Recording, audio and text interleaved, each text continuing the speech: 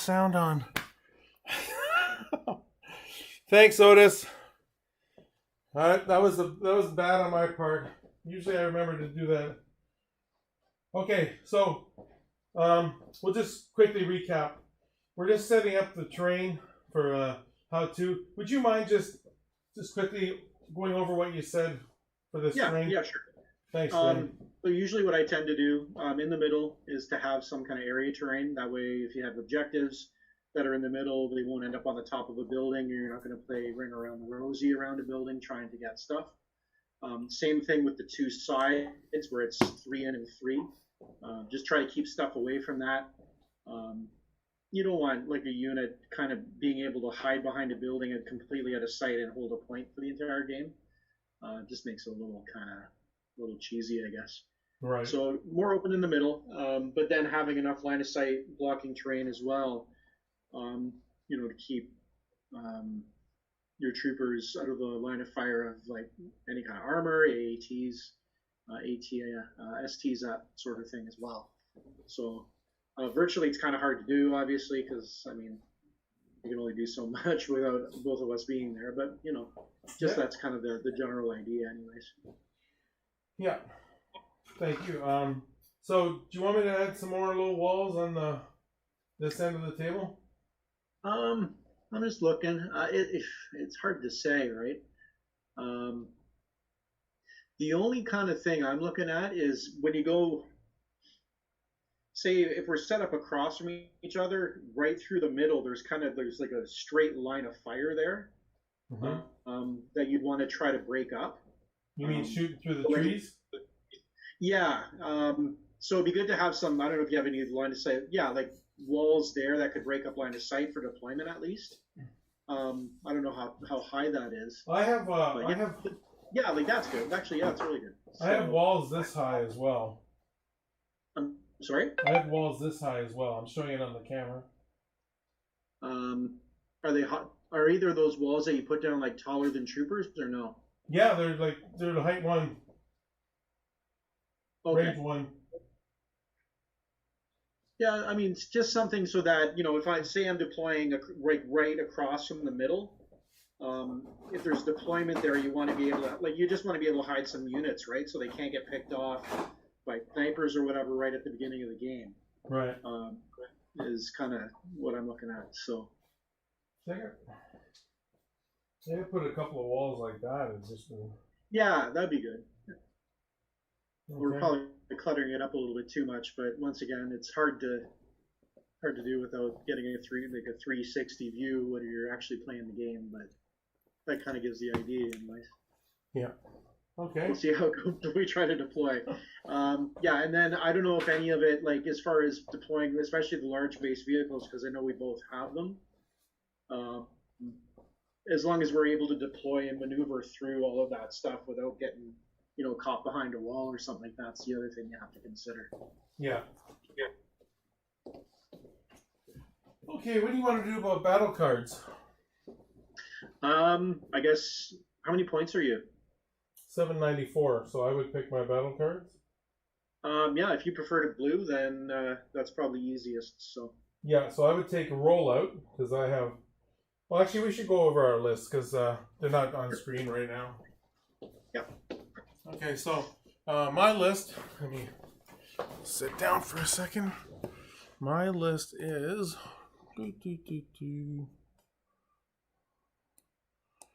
My list... Just getting my list, 1 second. My list is the T-Series Tactical Droid with strict orders, 4 Naked B1s, 3 Droidicas, and 2 AATs with the T-Series Tactical Droid. Dwayne's list is... I'm 794, he's 798. He's got Anakin with Force Push, Saber Throw, Defensive Stance, and Tenacity. Clone Commander with Vigilance and Portable Scanner. R2 with the Comms Relay. Phase 1 with the Clone Commander. Phase 1 with 5s. ARC Trooper Strike Team with Echo. Phase 2 with the Mortar. And the TX Saber Tank with Alias, I don't even know how to say her name. Alias Sakura. And the laser turret, twin laser turret. Okay. Yeah. Okay. So you have your 10 activations. You said I have 8. So. Yeah. Okay. Yeah, I think I'm at 10. Okay, so I'd take rollout. I guess it makes sense to take breakthrough because I have more activations. Not that I would know that before you. But usually CIS is going to have more activations than GAR. Mm-hmm. I think. Let's just to make it easy. I'll take Long March, Battle Lines, and Rollout as the 3 we're drawing from. Okay. And because I have so many vehicles, I would have taken Breakthrough, Key Positions, and Bombing Run.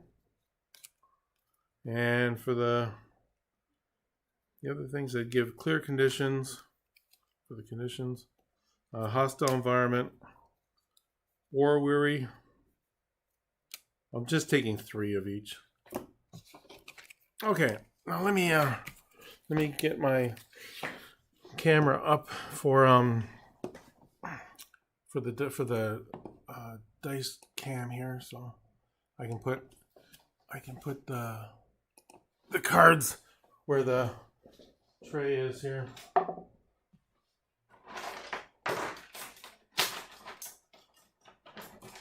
I'll just talk about my list a little bit while you're doing that. Okay. My list was actually kind of built. I actually did take War Weary and what's the other one I took? Hostile Environment as well. This list has a lot of ways to pull off suppression with Ayla, with the Clone Commander upgrade in the Phase 1 group. And then I've had some ways to dish out suppression, not a lot, just with the mortar, but it's something. Not anticipating you go so heavily with vehicles, but either way, it kind of lends into this not too bad. Yeah, and then just kind of the standard base. I have a lot, like R2D2 is there to keep the tank up, and then if he can run his objective for the secret mission, that's great. Yeah, and everything else is just kind of standard stuff I tend to put into my my Republic lists. Clone Commander with Vigilance and Portable Scanner is a pretty cool combination. Yeah. That if you have the points for is definitely worth doing. I think I took the jetpacks off the strike team arcs just to do that, to give me a little bit more wiggle room. I like having the jetpacks; it gives you the mobility, but for 10 points on a 2 unit or 2 mini unit is a little bit heavy for points. Yeah. Okay, so I've got. Can you read those cards or no? Maybe I'll maximize the window while we do this. Second.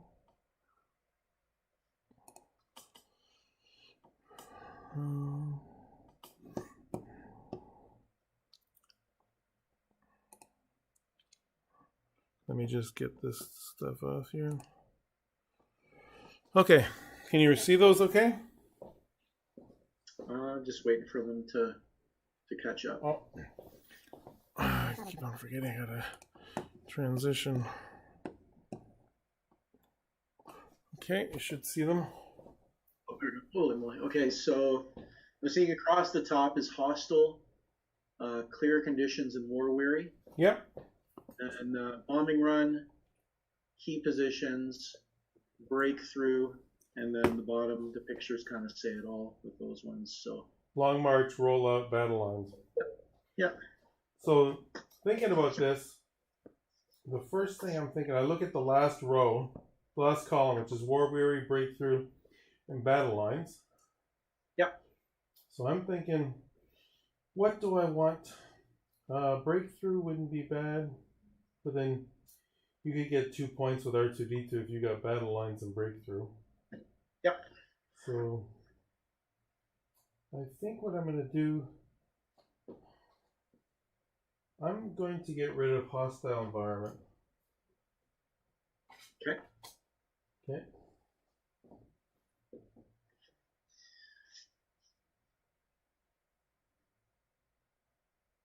So So you go ahead.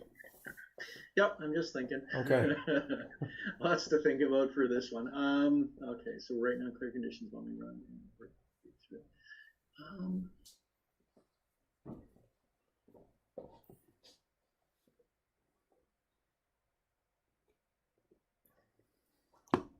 I am gonna pass. You're gonna pass, eh? Yeah.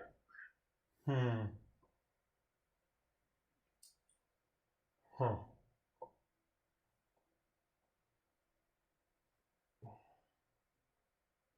I think I'm gonna flip clear conditions. Okay. So over to you.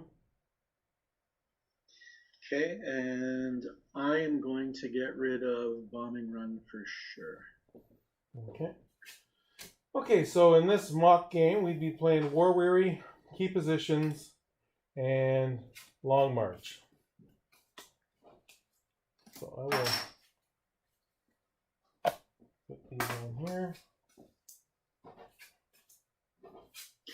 Okay, I'm going to explain why I did what I did. Okay, that'd be good. Yeah. The other two objectives would have been probably suicide for me. The only one that probably would have worked, at least, well, right now, the way I'm thinking is key positions. Because breakthrough for obvious reasons, bomb and run, especially for obvious reasons with those droidicas. Key positions is the only one that's kind of, I'm going to say, is neutral right now. Mm-hmm. I kind of wanted to get Long March as well, because it's very easy to hold one position kind of on my end of the table, very, and same with you, I guess, too. But one position can be held quite easily, with the middle one being the only one that's going to be contested. And then War Weary, that was just kind of a crapshoot. It was going to go either way with whatever you decided to do. Yeah. But with this list, like I was saying before, this one does have a lot of good ways to pull suppression off. And then, clones tend to clump up anyways. And with Long March, we're going to be that much more clumped up just because that's the way it's going to deploy. Right, because the clone commander has Inspire, is that right? I forget. The one in the phase 1 clone commander, he has, he can pull off a suppression, and then Ayla can pull off 2. So that should help. Okay. And then Anakin, of course, being Anakin, basically he's going to be close to everybody anyways, probably. Yeah. So I should be not too bad for managing suppression. The other thing too with this list is almost every unit has at least 2 courage. So I won't be that susceptible to panicking. Okay. On the other hand, don't have to really worry about it at all, except for your B1s. But they're not really there. They're just kind of there to fill out the list from what I think, anyways. Yeah, exactly. I have a different thing in mind with them, but yep. You're vehicle heavy big time. So just want to thank Otis for the GG for Thursday night, my game against Jim. Legion, I'm glad to see you're playing Legion. That's good. And I'm trying to get these at least virtual games going until the lockdown is lifted here in Ontario. So, got a Twitch follower. Woo-hoo. I got to remember to get rid of that zombie and put a Star Wars thing there. I just started using Twitch, so. Oh, okay. How did your game with Jim go? It went well. I got too aggressive with Anakin. He moved his whole army, and it's not like me, I know. he moved his whole army along the okay. I'll show you on the. If you look on the map on the top there, you can see that where the river starts on the right hand side of the top. Mm-hmm. He brought his army, like he was on that end of the table, and he brought it around there, and he had some B1s going underneath the bridge to the center objective. We had intercept the transmissions, and so he was bringing them along there. He had Maul along there. I took my saber up there I was thinking I would like try and take out his units, and it did. Like I took out a B1. I took a lot of B1s from another unit, and then I had Obi-Wan and Anakin in the middle on the other side of the little ridge in the middle of the river, and blocked from line of sight. So I think I'm just laughing at what Otis is saying. Yeah, so I was waiting for you to react to that. So he brought everything up. He brought Grievous around the left side of the table, and he he brought Dooku down the middle of the ridge, and he left his back objective open, right? So I got it too crazy with Anakin with no tokens on him, and I ran across the river going for that. I thought I'd go across there and I'll engage either Grievous or Dooku, but I sort of ended up in the middle of the two of them, right? So you mean the dice didn't save you, eh, Ron? Those red dice? They didn't No, save not your this ass, time. pull it out of your ass kind of thing? No, not this time. Hey, Frost, thanks for joining us. Not usually. So anyway, Jim won. We tied because I was 2-1, and then round 4 2-1, and then he got 4-2 on the last round, and then he all I had left was my tank. Maul did 3 wounds to the tank. I had 1 single mini in a phase 1 and a 4-man mini phase 1, and that was it. And Dooku and Grievous flanked Obi-Wan by himself and killed him in round 6. So you had Anakin, Obi-Wan, and a saber tank in one list? Yeah, and I had 3 naked phase 1s. And did I have something else? I didn't have art. I can look it up here. 1 second. So it was like, what, 6 or 7 activations? Wow. It was 7. Holy mackerel. I think this is it here. 1 second. Hold on. Yeah, Obi-Wan, Anakin, 3 phase 1 naked, an ATRT with the flamethrower, and I had the same loadout as you on the tank, the Elia Secura and the twin laser. Right. But that's a crazy list. That's the flamethrower. What did you have on? So as to say, the flamethrower took out a B1 unit. That's cool. Right on. Yeah. So that was that game. Okay, so getting back to what we're doing tonight. Okay, so we've done table placement, terrain placement. We've done battle cards. Now it goes off to deployment, and I haven't got the cards laid out because I don't know which side. Oh, yeah, I got to pick a side. Yeah, I'll just pick the right hand side since it's where my minis are. So I usually. Sorry, go ahead. Go ahead. Go ahead. Yeah, we got to put down the tokens for key positions as well. Yeah. I think that should be it, because everything else is War Weary takes care of itself. Yeah, and this table, as you know, you've played on it many times, Wayne. Mm-hmm. It's got we got to do the terrain. That's right. So this piece of terrain by this end, I'll just put a evaporator there. This piece of terrain, put a vap there, and then what do you do in a place like the middle of the table is around 3 pieces of terrain? I guess you just go the closest one, which is this bunch of trees here. Yeah, that'll work. Okay, so I'm going to place my first unit. I'm going to place some B1s, and I can go right up to the first line in the table here, which is very handy.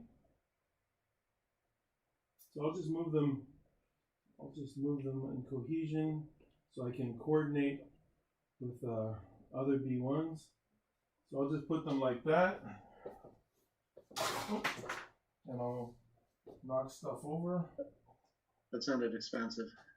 No, it's just a Wookiee in a tree. Oh, okay. Where else would a Wookiee be? What do you want to deploy first? Let me look at my list again here. Yeah, so actually, to explain what I'm doing here, what I usually do when I'm deploying, especially with CIS, is throw out all the cheap units first, and hopefully have more units more activations than your opponent, and then you can react to when he places his big guns, he or she. Okay, go ahead. Yeah, I'll just do the I'll do the phase twos with the mortar. Okay. Okay, so I see. I guess I see the line. So that's, you said that's range 3 up to that where the board kind of splits, right? Yeah. Okay. Um, and the object. Okay, there's the objective there. Okay. Yeah. So the objective is this piece of terrain in here. Why does it have to be outside the? It's been so long. Let me read what it says. I think it has to be outside the deployment zone. Yeah, I think it does. Yeah, completely outside. Okay, I gotta rearrange this. So that'll be this building here. Will be the deployment. Yeah, that and on my side, I guess it'll be this rock formation. How far apart did they have to be apart? Range 1, maybe. On a piece of terrain, each token must be placed on a piece of terrain that's completely outside of all deployment zones and beyond range 1 of any other terrain with an objective token. Okay. Yeah, I'm outside of range 1. Okay. Okay, good. Okay, so you've got this building, the objective for that key position, and you've got a phase 2 with a mortar here.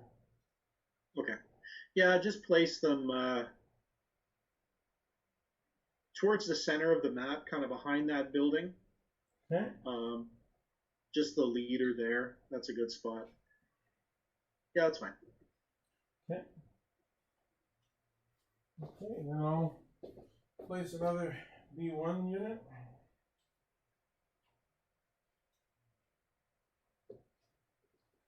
Okay. And I will put them in the trees over here. Anything happening in chat?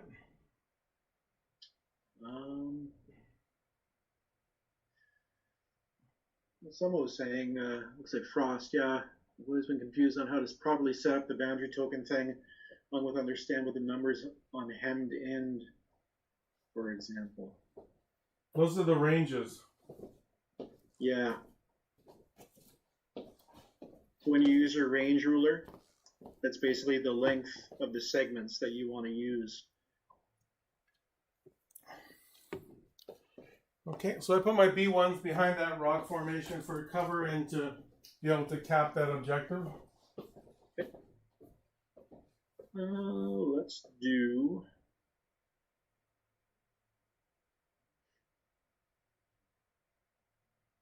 Let's do the ARC troopers, and basically starting similar to where the phase 2s are, and then just scout them up there with their speed 2. Okay. Behind the building. Okay.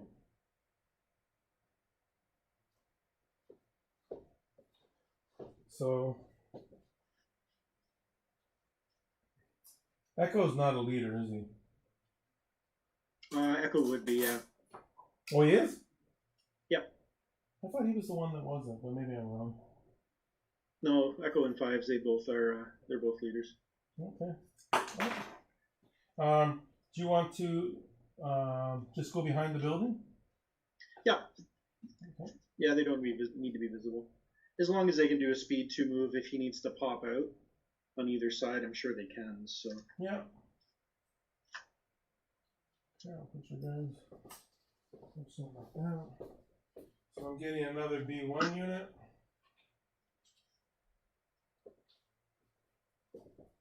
I think I'm gonna go down in the river. That's only a strike team. That's only 2-man squad. Oh right, okay. I'll take the full 5. Okay, get these guys in the jetpacks over here. Okay. Okay, so I put my B1s down in the... I gotta spread these guys out so they can coordinate. Yep. Yeah, okay. Do that like that. I'm going to let you decide on what you want to deploy. Okay, let's do...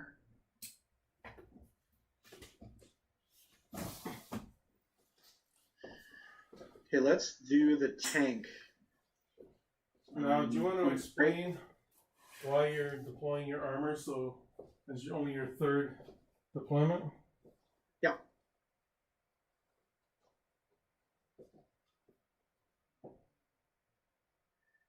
I figure now's a good time as any to do it. Really, there's not too many spots that are a good spot for it. And that way, at least I can kind of build my army around it rather than having to worry about finding a place for it and running out of room. So at least I can get it where I want. Makes sense. So just on the right side, not that far though, kind of behind the walls, sorta, I guess. Yeah. I guess that's because there's this impassable terrain here. You can't go. What's that? This is impassable terrain here. Oh, okay. Yeah, that's fine then. Yeah, that's good. Okay. Now, those trees, is that impassable or no? It's impossible for troopers, but your hover tank can go over. It just can't stop on top of it. Okay, that's fine. No, the trees in front of it though. Can I get through that? No, I don't think so because those are higher than height 1, and you can't get through them. Oh wait, this one branch is higher than height 1. The other two aren't. You can get around the side here. Yeah, I guess that's probably not the best area terrain then. Yeah, that's gonna be rough then. Okay, well I can get over top of that wall if I have to, so I guess I'll just pivot me so when I do a straight ahead move, I can get over that wall hopefully, or at least land on top of it.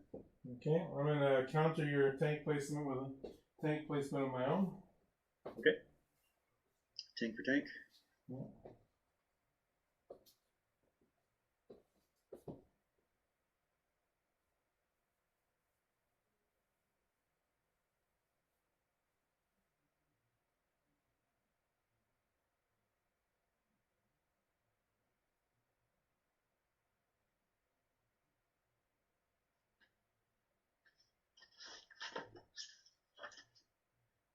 What do you want to deploy next? I'm just let something come up in chat here. No, I'm seeing that Fives has coordinate and he also has leader. Echo has reliable 1 and all of his critical 1 and all that stuff, and then he also has leader 2.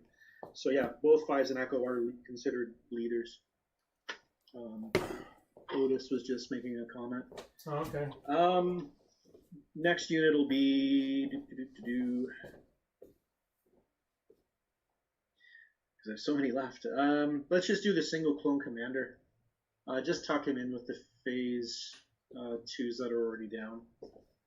Okay. One there. He's behind the building. Yeah. And yeah. I think you had a good idea, and I better put my tank down before I run out of places for it. Yeah. Back that up a bit. So I'll put my tank there. This is looking like the beginning of, what's it, Phantom Menace? Or not the beginning, or was it Attack of the Clones? I forget which one had all the tanks coming down the hill. Yeah. So back to me, I guess. That would be, let's just get R2 down. Okay. And put him just in the vicinity of the tank, but in a spot where he won't get run over if it moves forward. You want him along the side here, like this? More towards the middle. Other side of the tank.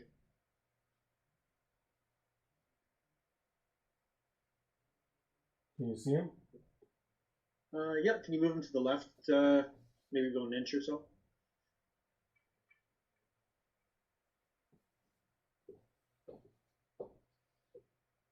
Yeah, that works. He's slow anyways, so nothing's going to change for him. Yeah. I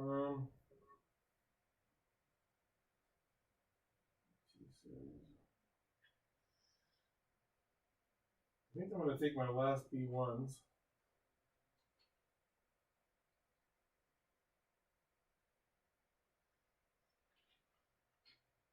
And just grabbing them here.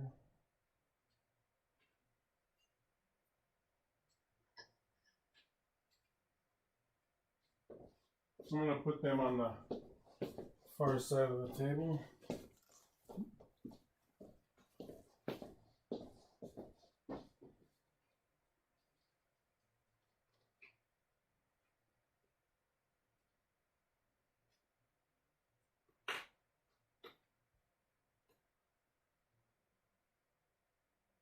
Okay, let's put them like that. And I'm just going to step away for a moment if you can take care of chat. Sure. Does anyone have any questions at this point? Trying to figure out what we're trying to do. Usually at this point, I don't think anybody really knows what they're going to do exactly. It's kind of grand planned, and then everything goes to crap, and then you have to recover once your opponent starts doing stuff you don't expect. So.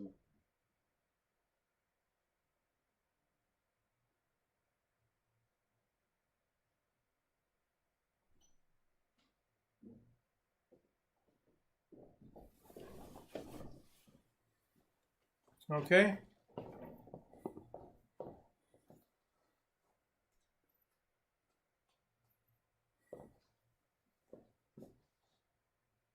So where did that leave us, Ron? Is it me or you? It's you. Back to me. Okay, let's do the phase 1 group with the commander. Yeah.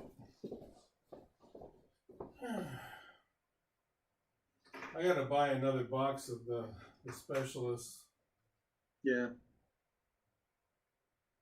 You're getting your exercise doing these virtual games, though. Yeah, I've actually lost some weight, believe it or not. Should get one of those, what are they called? Those things you stand on and you can drive around. The segways. Yeah. Okay, where do you want the phase 2 or the phase 1s with the commander? What's that, sorry? Where do you want the phase 1s with the commander? Is there any room in front of that tall building to the left there? Right in front of it here? Pretty much. Yeah, I can put you there. Yeah, just put them there. You can get a single file there. Okay, that's fine. Tight on place, so. I just rearranged my whole room down here, so I've hit this table with my Kashyyyk trees on twice now. Okay, so I've just got droidekas. Yeah, lots of those. I'll put one in here.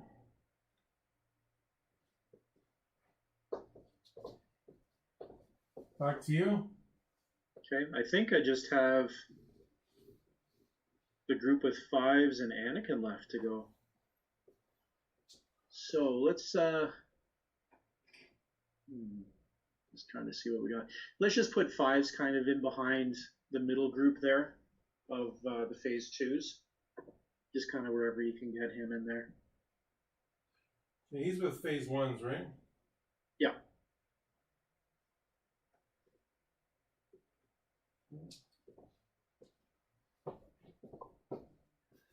He can go along here.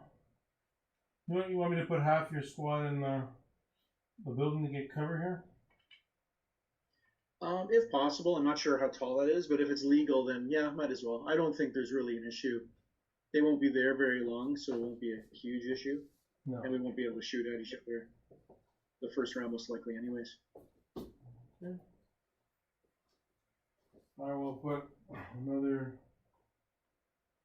Oh, no, we're doing long march. Okay, here's my other droideka. Are you done now? I just got just Anakin's left for me, I guess. He can go. If there's any room in the middle there with the phase 2s, that's a good spot for him. You can put him just behind the clone commander. Yeah, that works. Okay. And then I've got my last droideka. Just broke the antenna on my probe droid. Dope. Gorilla Glue will fix that. Okay, so I'm just gonna put my last Droideka is here, and then I just have my T series.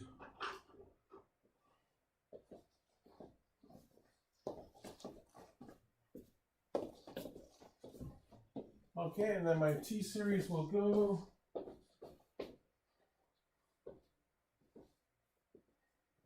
Oh, Junk Monkey's here.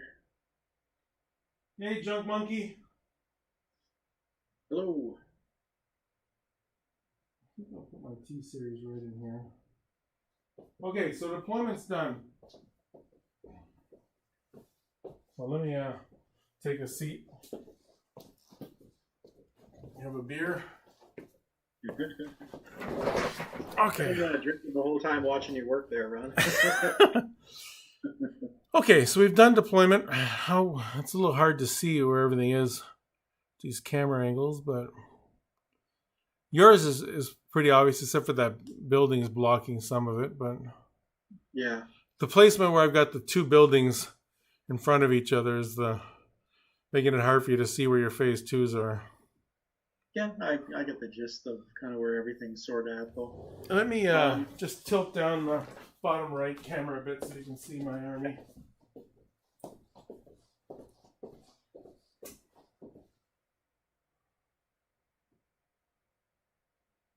Is that better? Whoa. Yeah, that's pretty good. I think that covers pretty much everything. You can't really see my stuff now, but I don't know. Actually, you might want to go up a bit just to catch some of the action, because I'm sure a lot of those units won't be staying there very long. Yeah. Is that better? That's pretty good. Yeah, that's good. Okay.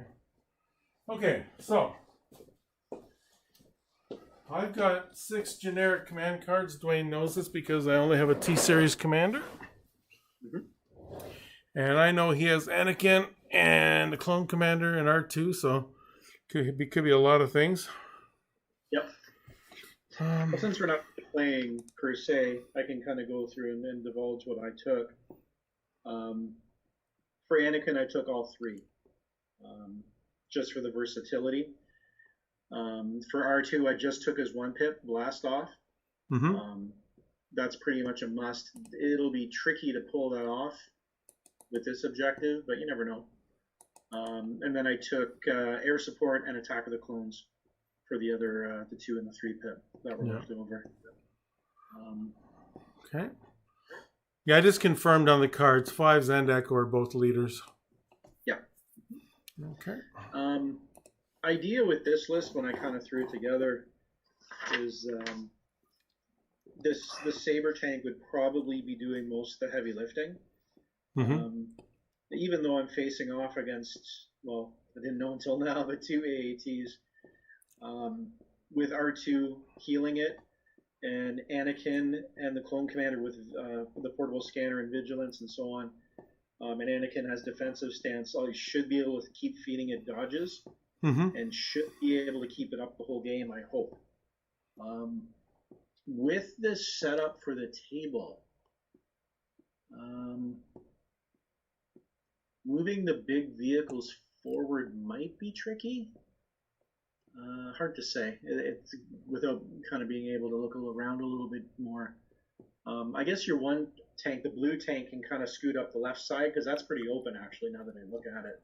Yeah, my green tank is probably just gonna hang back and cover the middle objective. I'm sure that's within range 4.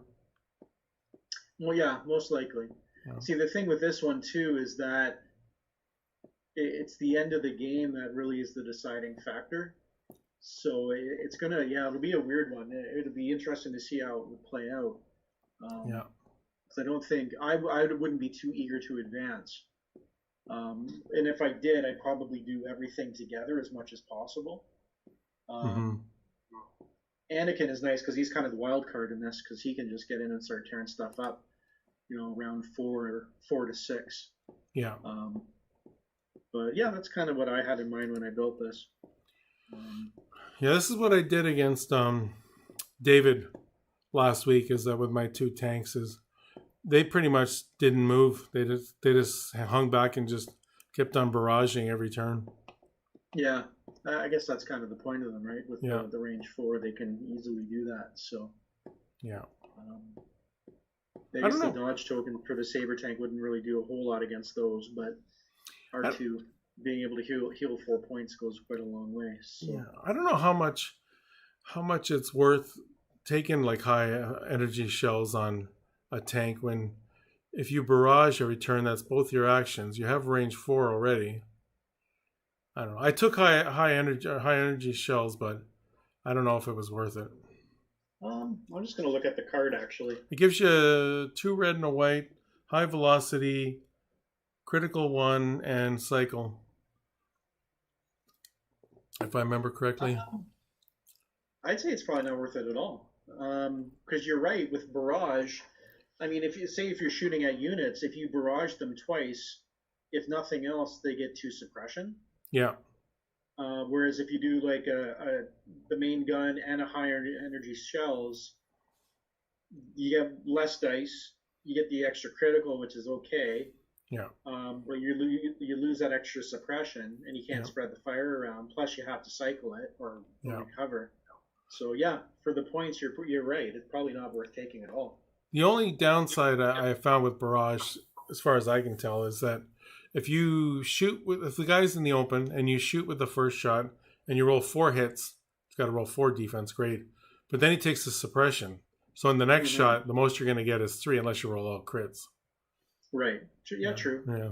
The other thing too is that if you have a unit behind heavy cover, which you should try to do as much as possible. Yeah. 4 red dice. That's unless you're rolling a lot of crits, that's going to be knocked down to 2 dice. Yeah. Which is really, it sounds great 4 red dice, but then that's really 2 red dice, and then depending on how high your opponent's dice is, it might be no red dice. So. Yeah, because the tank has critical 2 on that main gun. That's pretty. Yeah, that's decent though too. So. And high energy cells is 6 or 8. 8. For 8 points. No, I'd probably skip it, but. Yeah, I think I'm gonna take it out, not use it any longer going forward. Mm-hmm. Yeah, that makes sense to me as well. So. Okay. Okay. So deployment's done. We've done terrain placement. Now it would come to the command phase. Mm-hmm. And let me just look at my command cards again. I think what I would play. I would probably play Assault. I'd give an order to each of my tanks and orders to my B1s on the left side, and then use direct with my commander to give the orders to the B1s on the right side of the table. That's what I'm thinking. Mm-hmm. Yeah, I would go with Anakin's 3-pip 100%. Mm-hmm. Yeah, you want to get that reliable 2 going. Yeah, and then feeding in dodges and stuff like that if possible. And then with 5s, I can get quite a bit of order control actually with this list. We just feed just cause they got the shields and all that and everything, but I have a lot of access to fire support with this list. Mm-hmm. It wouldn't take much to chew up those droidicas pretty quick. That's a possibility, but that is a very, very risky play. Yeah. Because there is light cover in there, which you can take advantage of, but even still, you're kind of wheeling into a whole gun line of angry clones. And, you have 4 core units, right? I'm sorry? You have 4 core units? Just 3. Oh, 3. Yeah. Yeah. So tempting to get 2 suppression on every one of them. You could. But let's see, if I move speed 3 twice, that's going to take me up to... Well, let me measure it. Let me go to the table and measure it. Sure.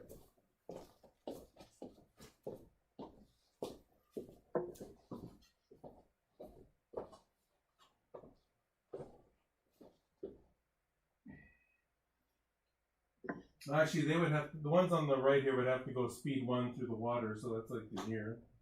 Then they go speed 1 to here. So they'd only get it that far up the first turn. The ones on the middle. I'd probably only do a speed one. I mean, one move and then do a dodge. Okay. Yeah. And those guys on the right there, I would probably book it with them twice. But this is all just theory crafting because I wouldn't have orders with them before you moved. But... Yeah. I guess my question to that though is, I mean, okay, so assuming you get it at the end of the round, so they probably wouldn't get shot at in round one, but then round two, kind of knowing the ranges and stuff and measuring and whatnot, that's a lot of fat, juicy targets for me to shoot at without you really having a response to it, though. That's the only thing, right? Yeah. So this is range 3 here, or another range 3 to this spot, and then another range 3 to my deployment zone here. Yeah. So anyway, so that's what my droidicas would look like, and these guys would have a dodge. Okay. Now my screen froze up, so I'm not even seeing any of this stuff. Hold on. Let me see if it's on my side or... There we go. Okay. No, I guess it was me. Okay, so I'll show you again. So what I would do is I'd move these guys behind this wall here to get cover. Mm-hmm. These guys would do a move and a dodge to there, and those guys would have to go 2 speed ones to get through the river. Okay. So now I think I could just sit here with my droidicas and wait for you to advance on the middle position. Yeah, true enough. And then I would bring my B1s up just behind cover like this rock formation and just get ready to go for the middle objective late game. And then my tanks would hang back and just shoot anything that came within range. So I'm going to grab another beer. You can talk about what you would do with your game plan for the army, for the game. I'd probably just do slow advance. I'm not going to lose any units, or at least that's the plan. It looks like the left side's the weaker side, so I'd probably scooch around the left side of that that center building with most of my forces. You'd have to pull that blue tank way up to get any shots. And the saber tank might be able to kind of start picking at it from the sides. Yeah, it's like range 3 to the middle objective. Yeah. Okay. Yeah. So, but that's playing. I guess it's hard to say, but yeah, I have some ideas of what I would do, but that's always subject to change as the game sort of develops. So. Right. Thanks for following, Jeep Man. Sam? Just doing StratChat here, talking about how to counter, and we did terrain placement and deployment, battle cards. So I didn't hear what you said. I was getting a beer, but so you said, I know what's more important. Yeah, well, absolutely. Yeah, I'm not gonna disagree with that. No, I probably kind of swing around the left side, at least my left of that building. Uh-huh. That would probably keep your blue tank, unless you really pulled it up. That would kind of keep it away from my forces. I might even push that saber tank as far ahead as I could. Which is in the middle there? Which is the one that actually has the objective on it? The middle tree. So like the left tree. The leftmost one? Okay. Yeah. Thanks for the comment, Jeep Man. Yeah, I'd probably maybe even take my my saber and try to run it straight for that tree by the end of the game, right? Just to get that extra unit on there. As far as R2 goes, I don't know if I could pull off the objective for him. I really doubt it. But if he supports the tank, that's kind of what he was intended to do. Yeah. R2 would have a lot to get through to make it to the other side. Oh yeah, for sure. He'd have to pretty much to be moving the whole game to do it, so I don't think I'd pull it off. And he'd have to move up with somebody else, or I could just shoot at him even with suppression. Oh, for sure. Yeah. So unless run it underneath that center block, I don't know if that's probably not possible to do, but Okay. yeah, I don't think that'd be a legal move, anyways. I'm assuming that the way you have the board set up, you can't go underneath that overhang in the middle. Um, I'd, when I put bridges there, we play that you can go underneath the bridge, but I don't know. I think it would be a bit difficult because we'd have to like pick up the board to let people go underneath it. yeah, I like to imagine probably. it that it's been filled in. I would think like Yeah. it kind of doesn't make sense to have like a grassy overhang above a river, but Mm-hmm. that's quite the feat of engineering. Yeah. Good luck with your skirmish tourney, Jeep Man. Yeah. So I'm giving away some Geonosis STLs. If you want to if you want one, just send me an email at cockyroosterminiaturegaming@gmail.com. It's got periods between the words. The email's on the screen just below our video feeds there. And I'll give you a question. And the question is, how many tanks are on the table? There's your tough question of the day. And first two people to email me, I'll send you a code and a website to go to redeem it. If you look on my channel, I'll see if I'll hold up a piece of the train. So these have been painted, but this is the terrain that I'm giving away. It's not called Geonosis, but I use it for my Geonosis table. It's by RM Printable Terrain. So if you want one of those, feel free. Okay.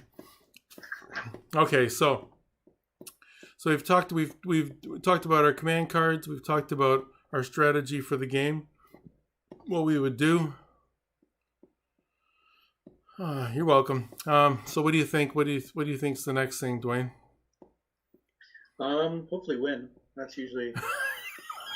I usually try to incorporate that in my strategy. That's the last thing I like to throw in there, but no. Yeah, there's really not much unless you actually go through and play the game, and everything is, once you start throwing dice and stuff, everything's going to change. Yeah. But I usually try to play a little bit conservatively, see what you're going to do. Definitely don't overcommit. Try to think about the next round. Mm-hmm. Because like I was saying before, like with the droidicas, for instance, or any unit, you run them up there to take a shot, but then what? Yeah. If they go last, if you can't get them in order, you're going to have everybody shooting at them. And law of averages, they'll probably get chewed up pretty good. You'd think it takes 10 shots to wipe a squad, but they seem to melt pretty easily. They do. They really do. Like one good fire support shot even is enough to blast through a good chunk of that if you do it right.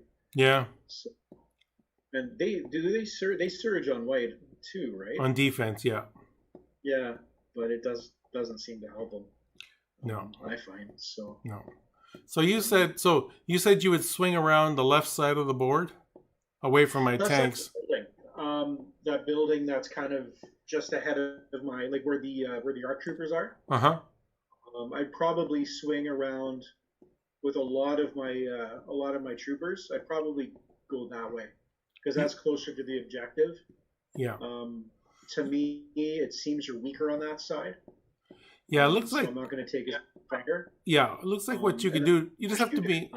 You have to be touching the terrain for key positions, but you could go down on this gully on the left side there and be out of. Sorry, I was going to say. I'm just saying for the audience, with key positions, you have to be touching the terrain that is the objective. But I'm saying you could go down the gully where the river is, and stay out of line of sight of my tanks and my B1s, and then just go up the bank and hop on there at the end of the game. Yeah, that's the other thing too. Is I could maybe try to make a sneaky play for to come into contact with yours. But I mean, you probably have a lot of units that you're going to park around that, like your B1s, your battle droids. They're not going to be doing much this game anyway. So no, except they're not good for running. So you could always hang one back. Yeah, they're not good for holding down objectives. Yeah, I would probably just keep my strike team they'll be the objective holder for that building. Yeah. They can just hang back and do whatever they want because they have free range of fire through a good chunk of the board. Mm-hmm. And yeah, that's probably what I would. Yeah, it would be interesting to see how it play out. And I can always yeah. The other thing too is with my saber tank, that does do a good job of blocking line of sight as well. So I could probably park Anakin behind it, follow it in, and then do a quick jump over top of it or something and start poking guys with a lightsaber. Yeah, so that'd be good. Just a heads up to everybody watching. Yeah. Tomorrow at 2 p.m. Eastern Time, David and I will be playing a game on this table. I'm going to just modify the middle a bit. We're going to do the Imperial Bunker scenario, Act 1. Imperials and Rebels. So sure to tune in for that. Okay, just a little advertising there. Yeah, so and you got to be careful of the AT-AT coming off the right-hand side of the board there as well when you're a clone. What's that? The AT-AT coming in from the right-hand side of the table there. Oh, on the floor there, yeah. Just jump up there, jump up on the table, start stepping on everybody. Yeah. So let's talk about going back to the battle cards. What would you have in your deck for your army? That is a good question. I had battle lines, advanced positions, major offensive, and rollout. I had breakthrough, just because of R2. Intercept the transmissions, key positions, sabotage the moisture evaporators. Well, the traditional ones, I guess. Yeah. And then clear conditions, supply drop, war weary, hostile environment. Yeah. So you didn't take right. Oh, go ahead. I was gonna say, so of the vital assets, let's talk about vital assets for a minute, because I know I've seen a lot of chatter on Discord about people talking about picking up vital assets for the first time and all that. So are there any cards in vital assets you're just like, no, I'm not gonna play it? There are definitely some I don't like. I'm not a fan of the last time I played Hostage Exchange. That one just turned into basically everybody just they got their hostage, everyone ran towards their side of the table, and then it just basically turned into a shooting match, and we called it right away. There's just like, I mean, we're gonna spend the next 2 hours just shooting at each other and rolling dice. Yeah. The other one is I think it's Payload. That one's just really weird. I've only played around that one yet. I've only played that in TTS. I've never played it on the table yet. Yeah, I think I might have even played it with you that time, like a year ago, maybe. Did we? Maybe we might have. Oh, actually, we might have. Yeah. Yeah, I think I've only played it maybe twice. Yeah, and it's a weird one too. It really, I mean, you're kind of crisscrossing your armies almost, depending on how it goes. And you can move it with your vehicles as well, right? I think so. Yeah, I'm not that familiar with it. And then the other ones, if you have the right list for it, like Bombing Run, that's a blast. Yeah, like if I had Bombing Run with my 3 droidicas. Yeah. Oh yeah. Yeah. I actually had a list I played recently that had Commander Luke, 2 ATRTs with rotary, 2 T-47s, and then just some core thrown in there. And that list, I think, we had Bombing Run for that, I'm pretty sure. And that list was actually really good, surprisingly good, and actually a lot of fun to play. I want to play that again sometime. It's like, I mean, with the T-47s, that's a lot of fire. With the ATRTs, once again, that's a lot. But then you throw Luke Skywalker in there too. It's like, holy, like, what do you focus on? What do you worry about? Because everything is kind of equally like a threat. So that's a good list. I want to play around with that some more. So when's the last time you played Commander Luke? That would have been it. That was maybe. Oh, you thought they were talking operative. Sorry. Oh, operative Luke. It's been a while actually. Yeah, it's been quite a while. There's so much stuff for the Rebels, like with all the new stuff. You kind of want to get into that. So yeah, he's. I think the last time I played him, he was Like he might have been like one of the few units left on the table, but he pulled it off and won the game. Yeah. But I mean, he's a wrecking ball. Like he is so good. You think he's the most powerful unit in the game?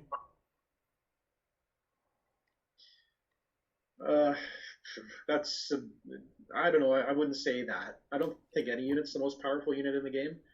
Um, maybe for sure, like killing things, I guess. But there's a lot of units that do their jobs really, really well that don't have to do that kind of stuff. Yeah. Like I think Sabine's an awesome unit, especially with like they reduced her points so much between dropping the dark saber and her shield and stuff, and a few other things. I think point for point, she's one of the strongest units in the game now. Her explosions just kills me every time. Like I played against Ryan, and I think we had advanced position, so he scouted her, and I think he might have had recon in. Did he have recon intel? I don't know, but he scouted her up, and then like turn one, he moved twice and dropped a bomb on my like 3 units. Jeep Man here has a comment here. I used Commander Luke last week and Operative Luke Thursday. Run a ATRT with him in both forms due to distraction it causes. Yeah. It's a good strategy. Yeah, for sure. Like that's I mean, sometimes even there is a psychological element to this game. You know, when people see certain units or that sort of thing, and they tend to like, oh my god, how do I deal with that? The FD cannon I find is really good for that. I've always liked that unit. I used it quite a bit, even before. Well, I know they reduced a lot of the upgrades on it and stuff. Yeah. But that, if you throw a uplink on it and the barrage generator, it's back and it just creates this huge bubble, a range 5 bubble around it, and you know a lot of people just don't know how to deal with that. I remember a couple of years ago, you dropped an FD cannon on me with rapid reinforcements. I think you dropped it on top of a building. I think I remember that. Yeah. And yeah, what do you do? Like there it is. It's range 5, and you shoot at it, you ignore it. You know, it's when you kind of get your opponent in that position where they either don't know what to do, or you force them to do something they don't want to do. Yeah. Then you know you're in a good position that way. Yeah, if there's any units that can do that, or if you can figure out a way to do that, then then you kind of take control of the game. Yeah. And that just gets you in a better position. So. Yeah. So Jeep Man says the direct TV laser is good for field control. I think he means FD laser, but we get what he means. Direct TV laser. Yeah. Actually, we're gonna watch Sunday Ticket. Satellite dish cannon, yeah. Oh, that's why he calls it direct TV laser. Okay, I get it. That's funny. Okay. Okay.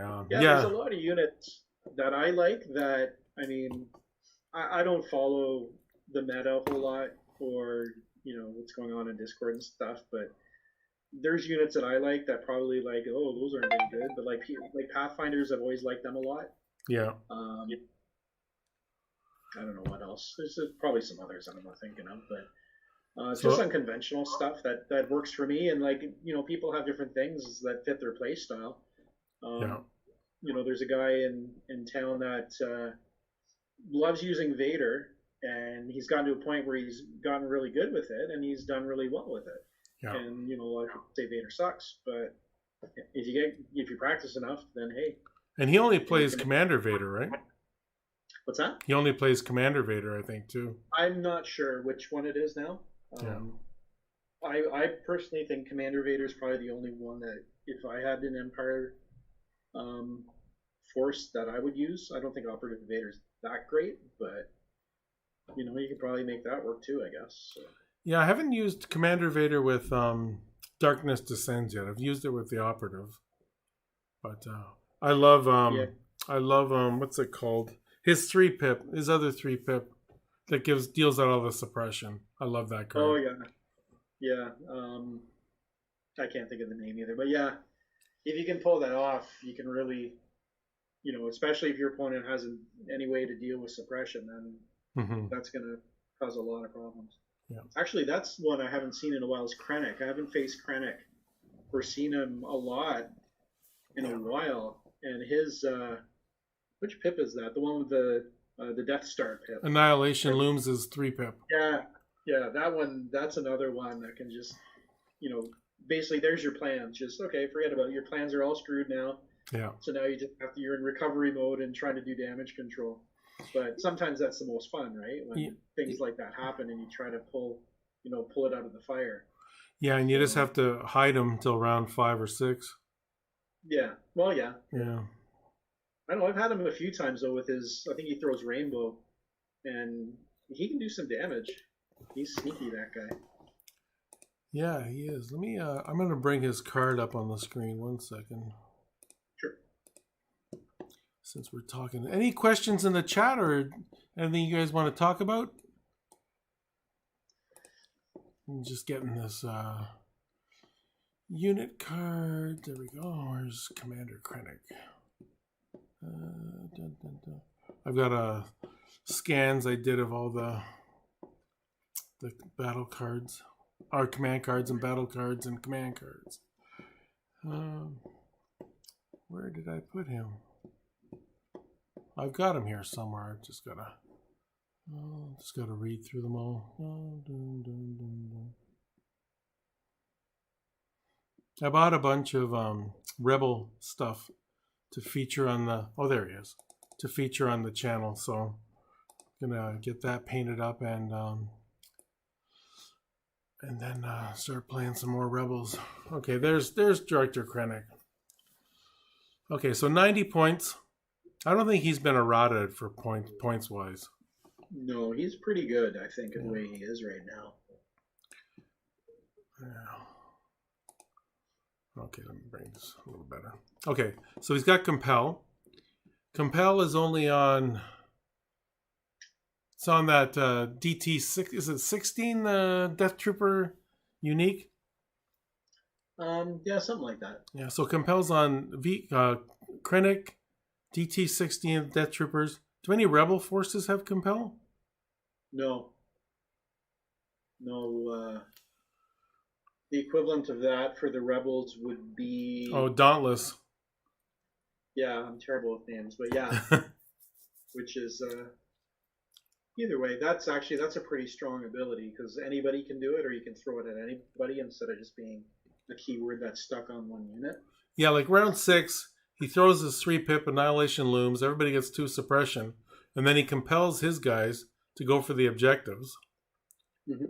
You know, and they if they can, like they would do strict orders. Usually a staple to Krennic, so they have 1 suppression. If it's a Death Trooper, they have 2 courage, and then you just use compel after Annihilation Looms, get them within range 1 of the objective or whatever, and there you go. So Jeepman saying all he plays is Rebels. Huge Hoth-themed army, building a Scarif force. Nice. Junk Monkey in the chat, if he's still here, is building a Hoth table as well. So that's cool. Hopefully you can share your pics of your army and your table on social media somewhere and let us know in the comments. We'd love to check it out. So getting back to Krennic, cunning is an amazing keyword. Oh yeah. Yeah. He's got 6 health, 2 courage, and I'm just reading these things here. Oh, thanks for the follow. I got the text so small because I'm in a small window. Who said slowly? Is that Junk Monkey? Junk Monkey did. Yeah. Okay, there we go. Okay, yeah. So he's got. You'll get it done, Monkey. So cunning. It's that's the only ones that have that they're all on the bad guys. Dooku, Krennic, and Callus. If I remember, is there a Rebel guy that has cunning? No, I don't think so. No, I don't think so. Okay, so he rolls white defense dice, 6 health, 2 courage, surge to crit, which is nice, and surge on defense. And you're right, 1 to 2 rainbow. See, for him to get the 1 to 2, he's just with the white dice, he's just gonna melt. But the thing is, he's not really a target, like a big target either. Like if you have, like a unit of death troopers there or a unit of anything there, and you have the choice of shooting at them or Krennic, it's probably not going to be Krennic, right? Yeah, that's true. Because he himself doesn't really do anything. Like he can't give out tokens. He can't really do a lot unless you kind of gear him up that way. Yeah. But I mean, at the same time, he can kind of have this happen where he's kind of sneakily scooted around. Yeah. And then all of a sudden, it's around 5 or 6, and he just starts making pot shots. Yeah. And with the Pierce, he's actually like causing problems. He's actually kind of starting to chew things up a bit. And it's just like, well, never underestimate, Krennic. Yeah. Yeah, I'm looking at Otis's comment. Cunning can be game-changing at the right moment. I think of a scenario like, say, I don't know. We'll just say Vader's engaged with Skywalker, and he's going to play Son of Skywalker, and you're going to play Implacable. But what you can do is switch it up. Play Krennic's 1-pip, which is forget the name of it, the one where you get the 3 tokens in a stack. And then you can draw like a death troop. Say you have a death troopers, use an entourage, and then you can engage Skywalker with, say they're within range, engage Skywalker with death troopers who do 1 or 2 black on each on melee, just to like that sort of thing where you can like totally mess up the plans of the guy with sorry, I'm just going through this. I want to bring up the death troopers. Here we go. I think in our last game, actually, you did some things I didn't expect, but Dooku had Cunning. And I think it might not have mattered at that point, but we both played a similar, might have been our 1-pips at the same time. Yeah. But you had priority, so you were able to do some zapping and throw guys around with his lightning and whatnot. Yeah. So you got the death troopers here. So you're rolling 5 red if it's a full squad. Mm-hmm.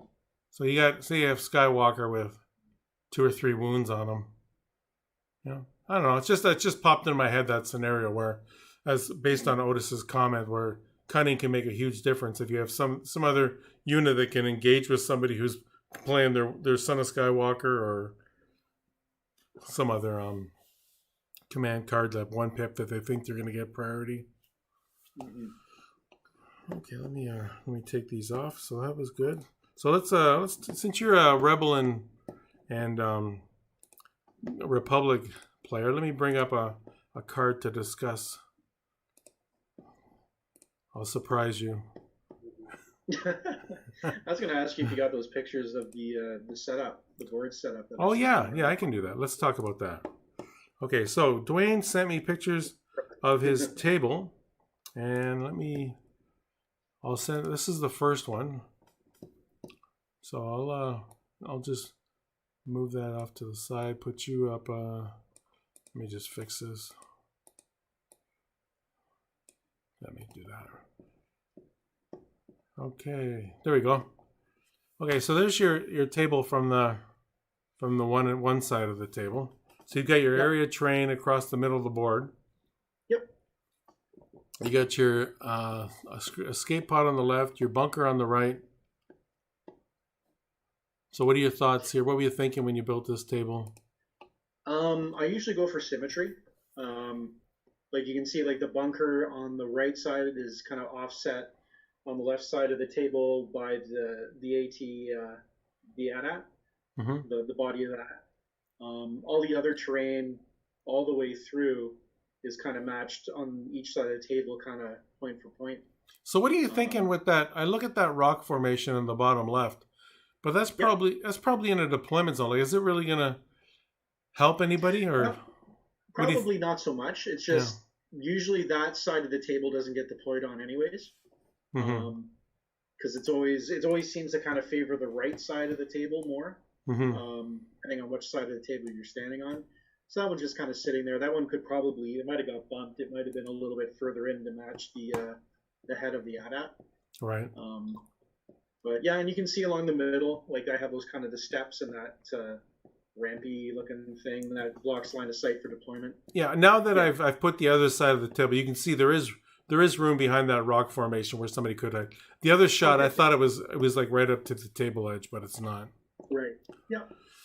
But yeah, so yeah, this looks good. I played on one of your tables that was something similar to this Hmm. when I took my CIS with Cad Bane and Grievous against your clones. Oh, okay. For it was Sabotage we played. So what else do you want to say about this table? Well, it looks really nice. It does. No, it's like I said though. I try to. There's enough room to get your vehicles kind of moving around in there if you have to. Um, but yeah, everything's kind of balanced out. It's a little bit cluttered with the area terrain with the three groups of trees. I could probably get rid of the two on each side of the table, but it's always nice to kind of give you that light cover if units are moving through it, um, and just kind of flesh out the board a little bit too. So, like I was saying earlier, with the bunker and basically all the stuff that FFG released for terrain, I have a hard time incorporating it into tables Mm-hmm. because the bunker is so big, um, and it's so kind of dominant on the table, and it's such a huge footprint. It makes it hard to kind of get it in a good spot. Yeah. The downed ATST, you can't move through it really. And once again, it's really big too, but you can shoot through it. It's kind of a big one. And then the pod too is sort of the same way. So you can't kind of climb over it. You can't stand on top of it. You can't really do much with it. So I find the third party stuff right now tends to be better. It'll probably change with Atomic Mass getting into what they're doing though. Mm-hmm. They seem to be moving towards. Yeah, it was a little. I watched the live stream on Friday, and I was taken aback by the fact that John Schaefer, the marketing director, made a comment about the Kashyyyk wave and said that it's coming out in the fall. But my understanding by that leak was that the Republic Kashyyyk is coming out in July and the CIS Kashyyyk is coming out in September. But it sounds from what he said that nothing's coming out till the fall for Kashyyyk. I think they're going to have supply problems, and I'd be surprised if it even comes out then at this point. Yeah, that's true. Even before, COVID and all that stuff, supply was never great with Asmodee. I'm not counting on anything at this point, so we'll see what comes, I guess. Right. So there's some units I'd love. I mean, I want to play Yoda. Yeah. I want them to spoil Yoda. I want to see what the heck's going on with Yoda. I want him on the table. But who knows when we're going to see any of this stuff, right? Yeah. So. Frost has a question. Can you see Frost's question there? Good objectives for Rebels condition cards. Well, let's look. Did a lot of Rebel gaming, so that's not too hard of a question, but I'll just jog my memory here. Let's see. So, there's things that I stay away from. Minefield can be a bit. It doesn't really favor the Rebels just because their defensive dice suck. So I avoid that if I can. Limited visibility used to be really good. Because Imperial, back when it was only Rebel and Imperial, Imperial always had range 4 all the time. So the if you DLTs. get rid of that for 2 rounds in the game, that was a bonus. But now the Rebels have their own DLT. They do, but it's not. I still think that's kind of a stopgap. Rebels really excel at range 2 and 3. Mm-hmm.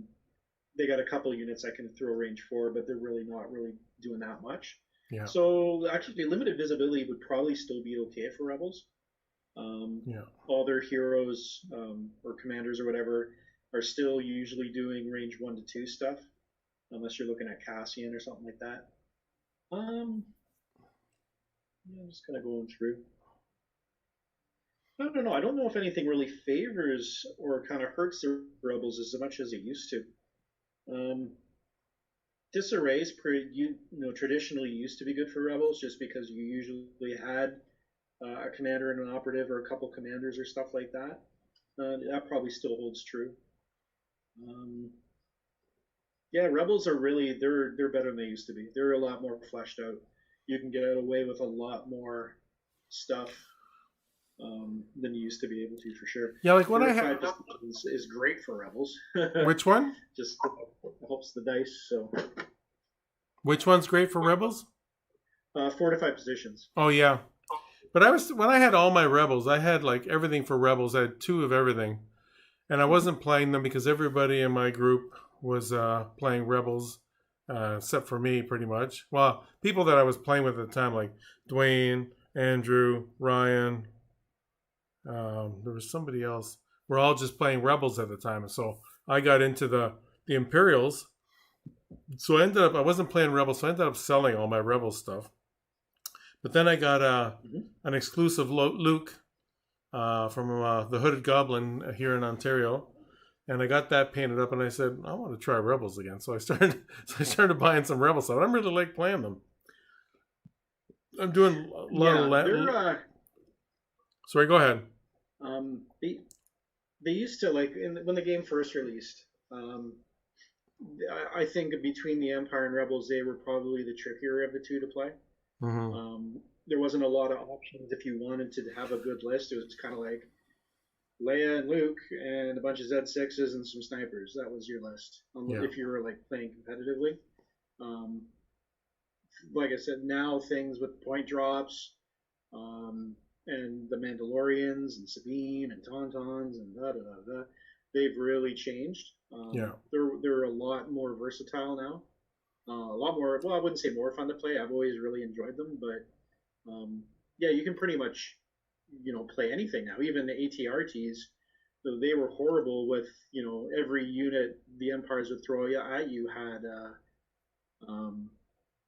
what's the word I'm looking for? My God, brain fart. Anyways, they'd be able to get past the armor super easy. Impact? Just with the impact, yeah. Everything had impact, so like an ATRT would, they would crumble with a couple shots. Yeah. Now not so much. So yeah, Rebels, yeah, they're fun, they're great. So I put C-3PO on the screen because I don't think you've ever taken C-3PO against me. I'm just curious. You've taken R2 lots of times, but why don't you want to spend that 15 points on him?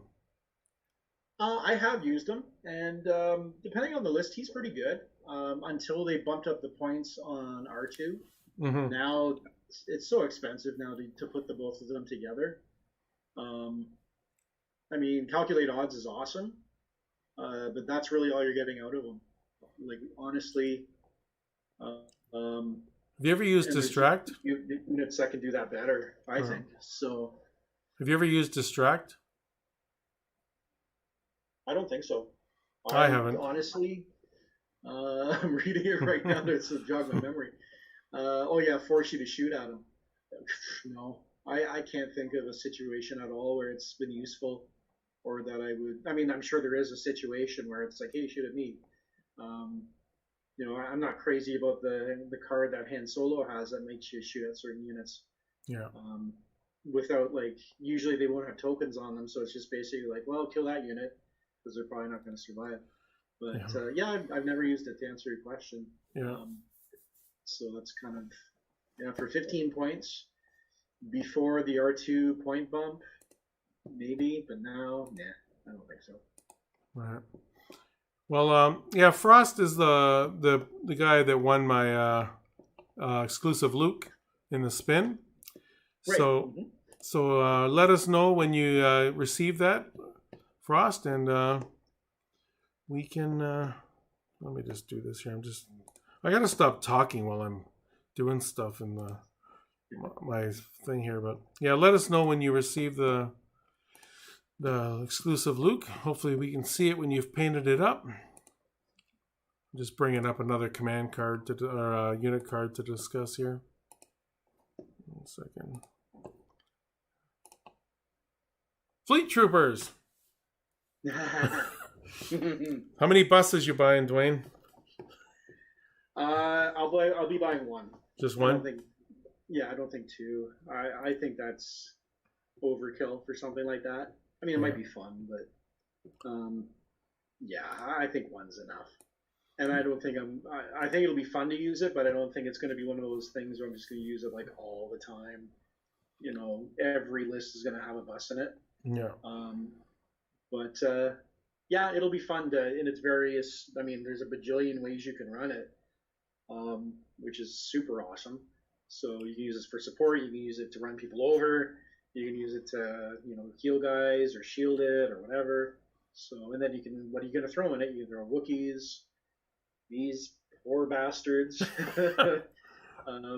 Yeah, it's gonna be neat. So Yeah, I pre-ordered yeah, one. I pre-ordered one bus and one lat. yeah, I'll do the same. I think. Um, I don't know if they fully spoiled the lad or not, but Yeah, I they mean did. They did. Sorry. They did. Oh, did that? Yeah. Yeah. I mean, it's been heavily overshadowed by the bus.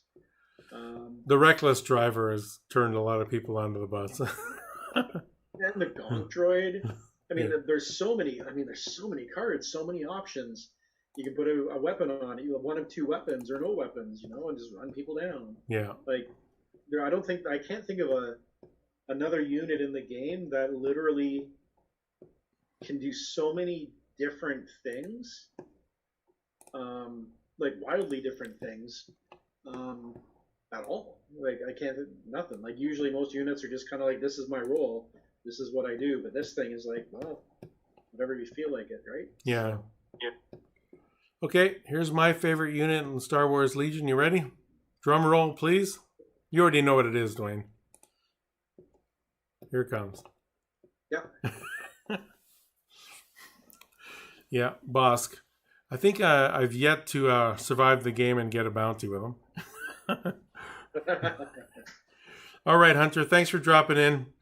Yep. See you tomorrow. Yep. Take care. Yeah. So in Raids 3, which is loses his courage, gets his courage as infinity and gains charge. Expert climber and regenerate 3. Actually had a game not long ago with Bosk where I rolled 2 blocks on regenerate to get him back to up to 3 wounds from 1. 3 health, I mean. Unhindered. It's good on my Kashyyyk terrain. And his you got to staple targeting scopes to him with those 4 white dice. And pierce 1 on both his weapons and suppressive and 7 health. Like I love this card. I don't know. I've never found him much of a threat. Really? To be honest with you. Yeah, he just kind of hangs back and shoots at stuff, and then if he gets, you get too close to him or whatever, he gets chewed up really easy. I've never found him to be a huge game changer. Mm-hmm. That's just me though. But yeah, he's there and stuff, and he's good for his points. Yeah. But yeah, he's kind of a what's the word? Like a one-trick pony kind of thing. Like he can't really. You're not going to use him to do any objective work or anything like that. He just kind of sits there and shoots at things. And yeah, I think I've only used Frenzy as melee attack once against Ryan. I think I attacked. What was it? Was it? No, he doesn't have Jin. It wasn't Jin. I forget it was, but I engaged 1 unit and he killed a couple of minis or something, and that was it. Yeah, I mean his 1 pip. Yeah, the Dioxis, it doesn't really make a lot of sense for him because you're never really going to want to get him into a position where he's that far forward. Yeah. To start throwing. Like usually, if you're using those mines, you're kind of in a spot with him where you're in trouble maybe. Mm-hmm.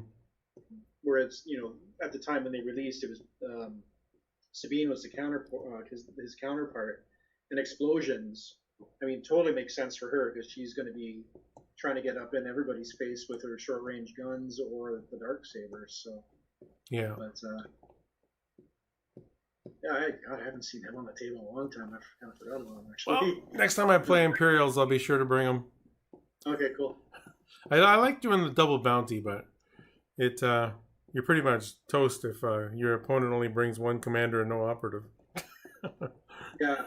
Well, the other thing too is token control or order control. Yeah. Is very, very difficult as well. Like you're either given, Boss gets it or Boba gets it. And yeah. That's pretty much. But now with Oh, what's that card called? Seize the Initiative. You could put Seize the Initiative on both of them because they have the extra training slots. Ah, that's true. Yeah, yeah, I never thought of that. So yeah, that would actually help quite a bit. Yeah, Yeah, that's so very true. I'll have to try that. And actually, you could throw in Callus as well. Yeah. And then that gives you access to, well, 2 more cards, which would be pretty awesome actually for a double bounty list. Yeah, it's true. A lot of versatility. So yeah, I would like to see actually if no one's ever done it. I'm sure someone has, but a Boba Boss Callus list would be kind of neat. Yeah, so you never know. People haven't. A lot of people aren't playing these days, so who knows? Maybe it hasn't been done yet.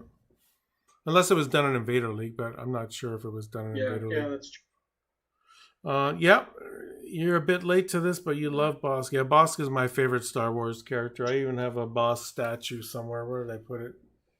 Oh, he's behind my X-Wing stuff. Okay. But yeah, I love Bosk. I wish he had more screen time, but at least he was in the Clone Wars But yeah, so any other unit? I guess that's a topic of. Oh, sorry, Ryan. No, I cut you off. What did you want to say? As far as like topic of conversation, for the, I mean, well, I guess you're running kind of various factions, but your favorite units, or unit, I guess, or commander or operative from each faction, what would you say those would be? Okay, my favorite unit. I don't have a lot of the card. Let me just do a screen cap of the unit I have. I love it for CIS because I'll bring him up. Let me just give me a second. Yep. I don't know how FFG AMG is handling how everything is. All the cards are available on the web. Like people don't have to buy the units. Like I guess they could use 3D prints for their miniatures and. Oh yeah.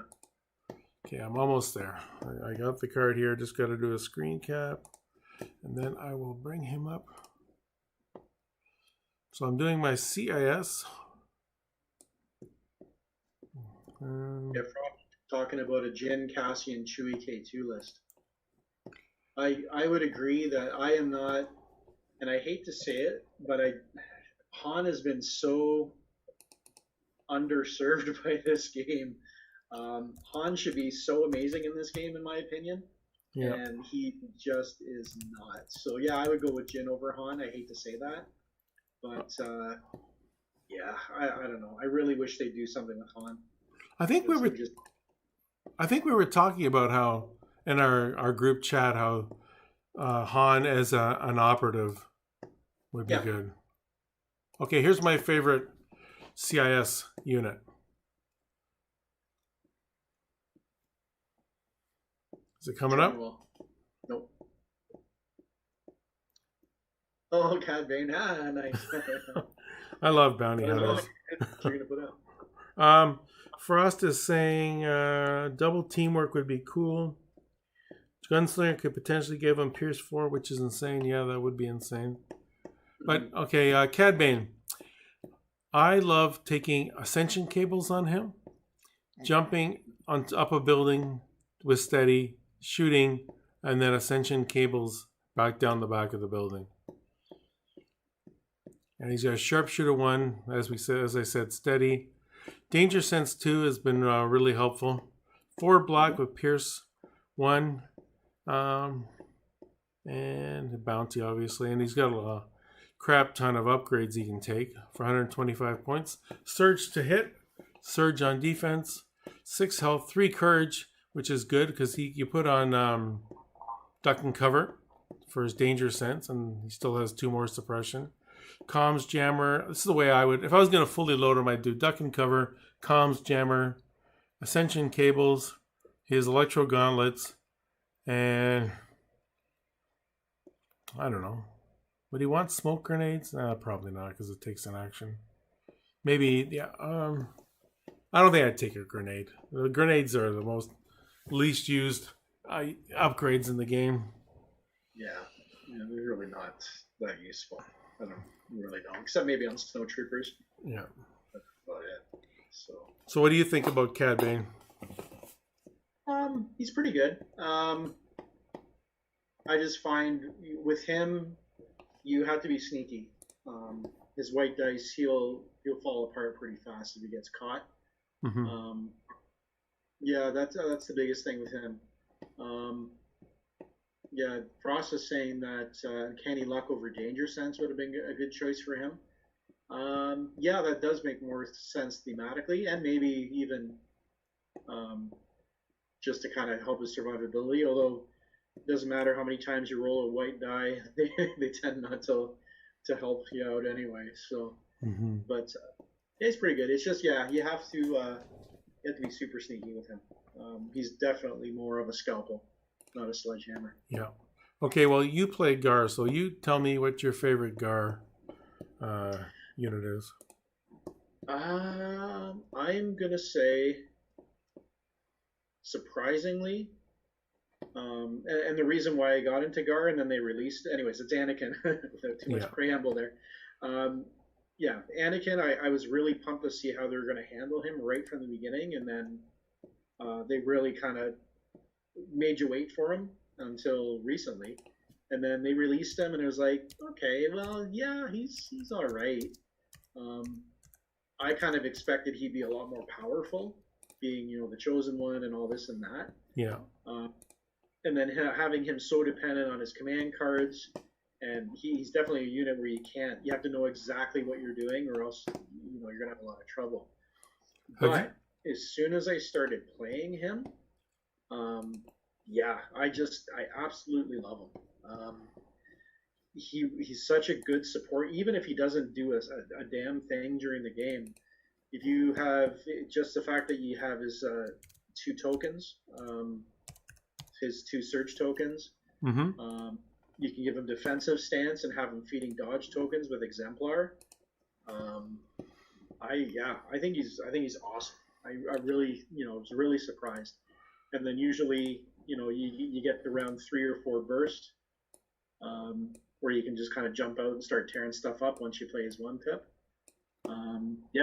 I surprisingly it's Anakin.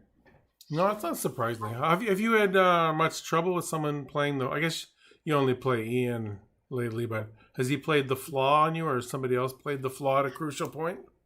Nope. I used to take endurance on Anakin, just to kind of counter that. But I think if you're smart with Anakin, you kind of keep him when he's in the defensive role. Just keep him behind cover, so he doesn't get shot at too much.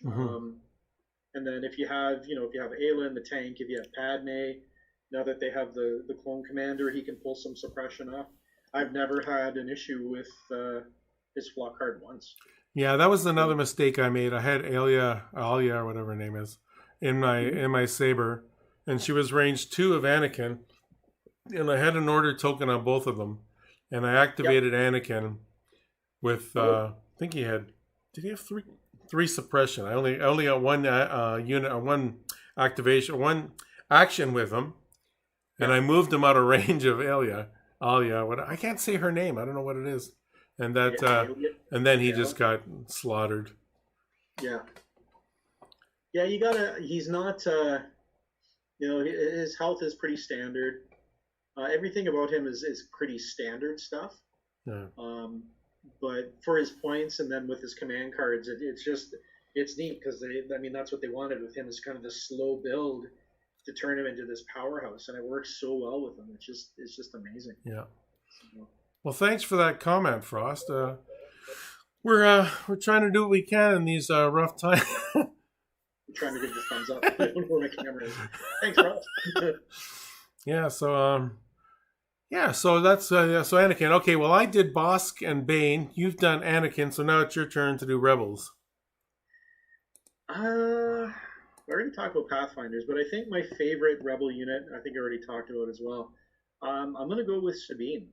Okay. When they released her, that I think was I opened some bags in here. That I think was a turning point for the Rebels, and it just kind of got better from there. But when they released her, with her being super mobile, with her having the dark saber, so now you have another unit that can potentially hold off, like can be an effective melee unit, which the rebels really didn't have. Um, she has gunslinger. She has her shield. She just does so much. Yeah. And with their point drop, she just got so much better. Her command cards, for the most part, are pretty awesome, and they've gotten better with the Mandalorians that have come out. Yeah, I don't know. I really like her. I just think she's a really well-rounded unit. Yeah. That can fill a lot of holes and cause a lot of problems for your opponent. Yeah, I'm playing Clan Ren. Spoiler, hopefully David isn't watching. I'm playing Clan Ren tomorrow. I just got them. Frost can't get himself to run Mandos. They seem to rely heavily on dice. Wookiees, on the other hand, are pleasantly surprised when they roll a block. Yeah. Yeah, that's the truth. Yeah, Mandos are. Yeah, once again, it's a type of unit where you think they're durable, but they're not. So even though you're rolling, red dice and all this jazz, it really you could have a bad roll and you lose the entire squad. So you have to be smart with them. Yeah. Raimi, to their point, you can't throw them away. Yeah, Raimi says Anakin's flawed ability sounds cool. I played it on against David on when did we play? I guess was it Wednesday?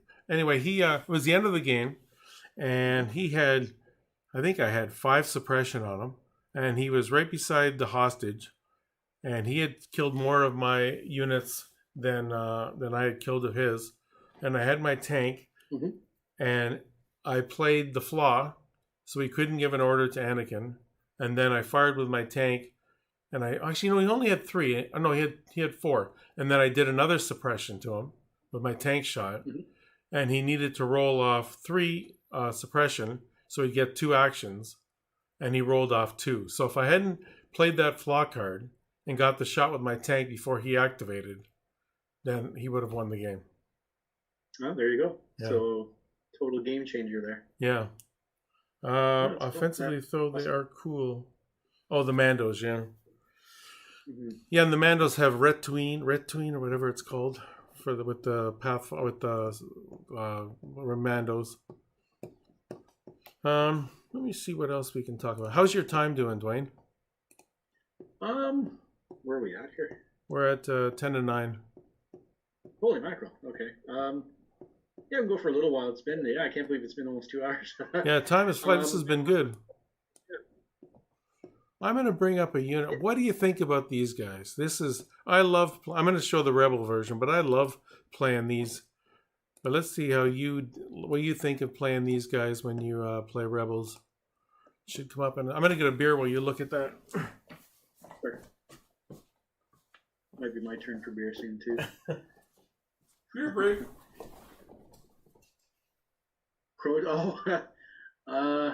Yeah. What can I say about these? So what do you think of Sabs? I don't really.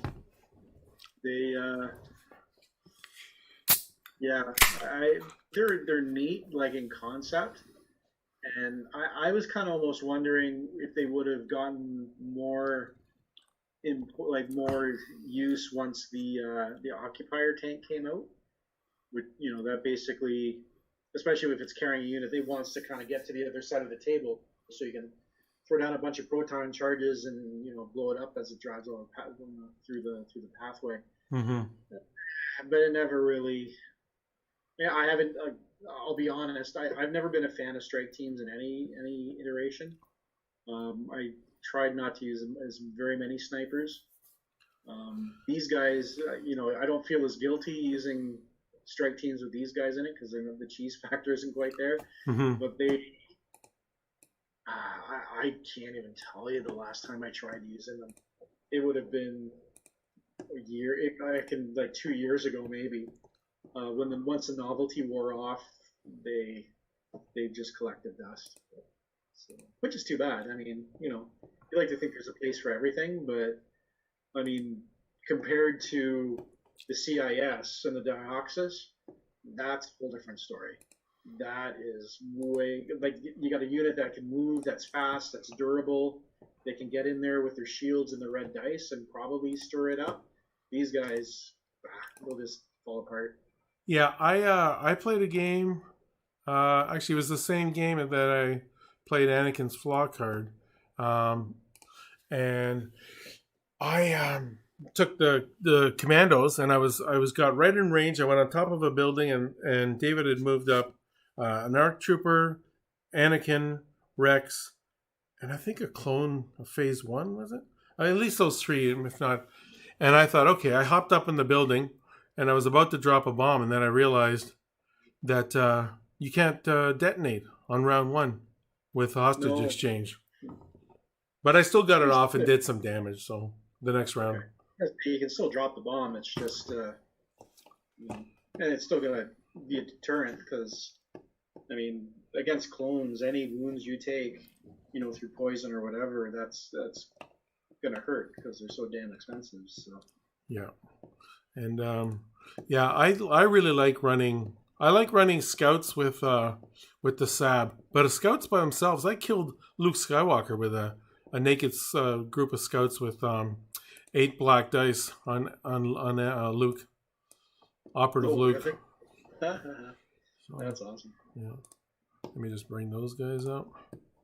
I'm just bringing that up. 1 second. I have to step away for a second. I'll be right back. Did you want to go grab a beer? We'll take a quick break. Yeah, I was gonna say if you want to grab me one, sure. I'll be right back.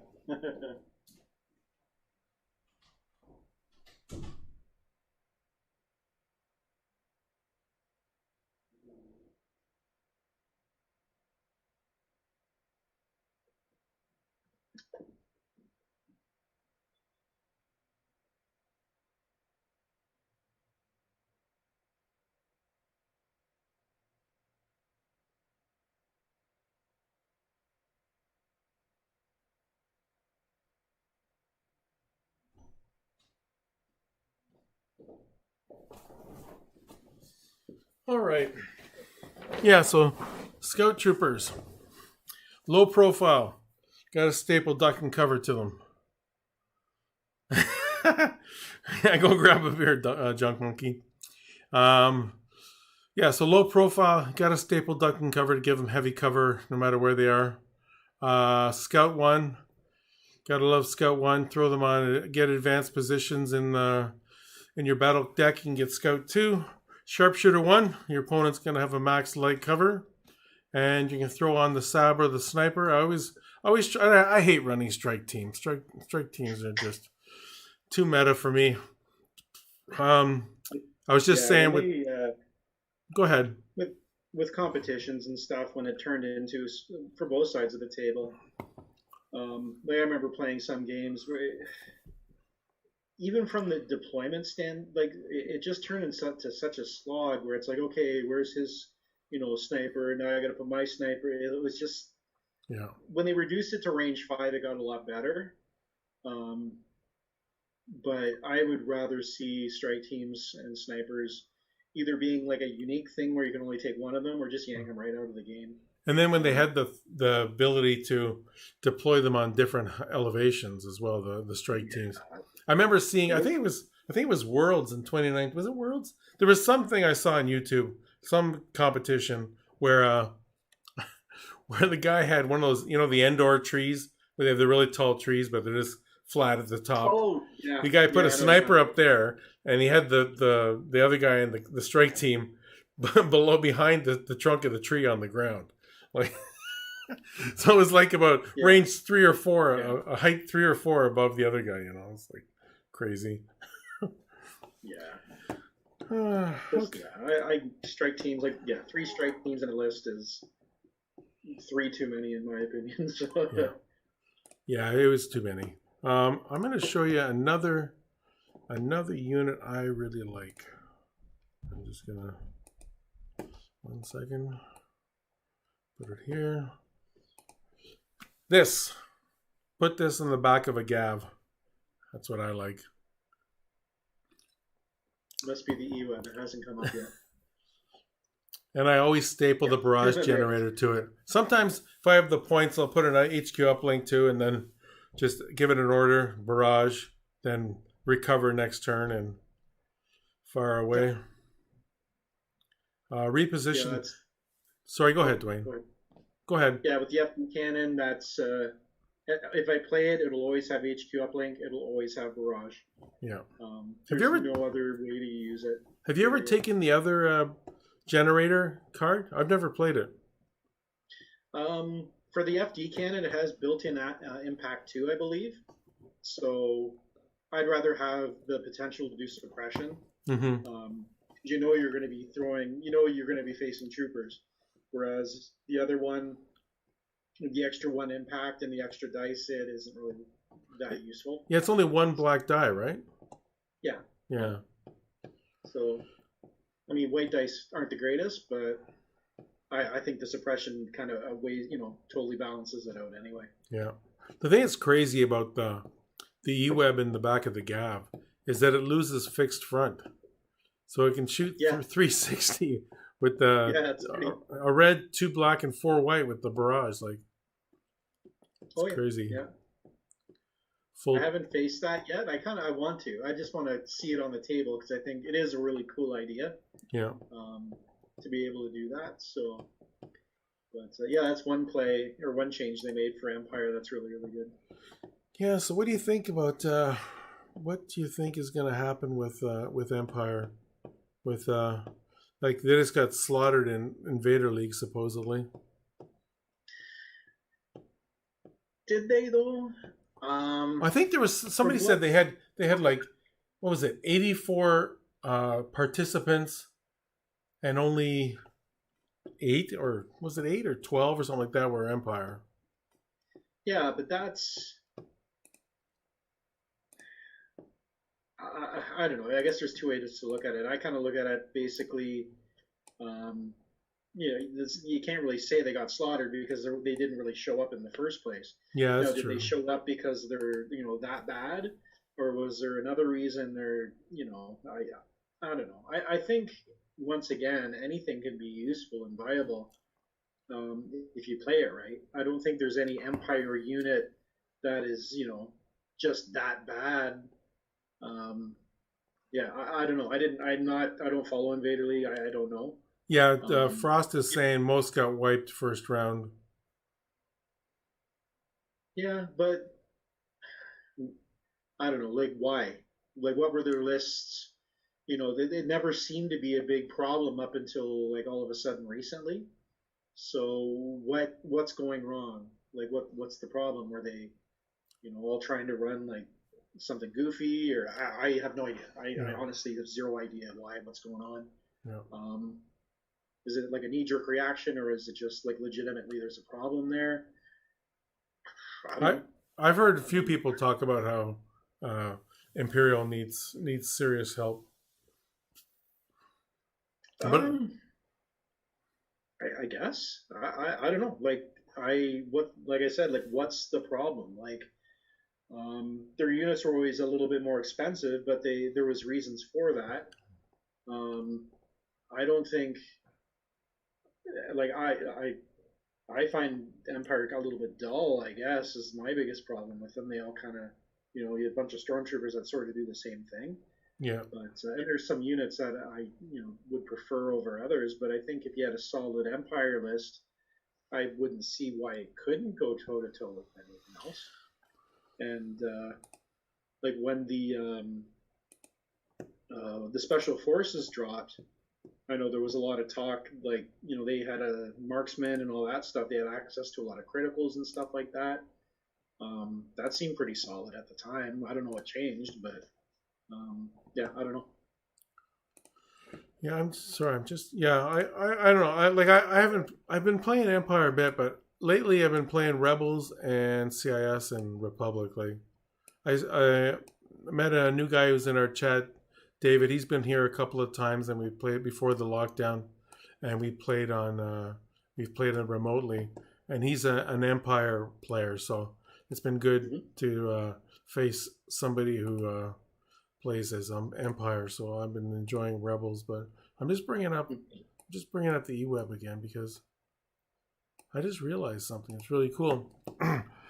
One thing I noticed, you put the barrage generator on the eWeb, you shoot at somebody from the back of the tank for 2 suppression with suppressive, and then you shoot with the tank with the forward twin Mark II cannons, and it has suppressive. So in one round, you can put 4 suppression on 1 activation. Yeah, and that's for 200 points. Mm-hmm. That's like to me, like 200-ish points. Okay, it's 210 points, but that seems pretty solid. Like, yeah. I mean, what's like, I don't know what's wrong with that.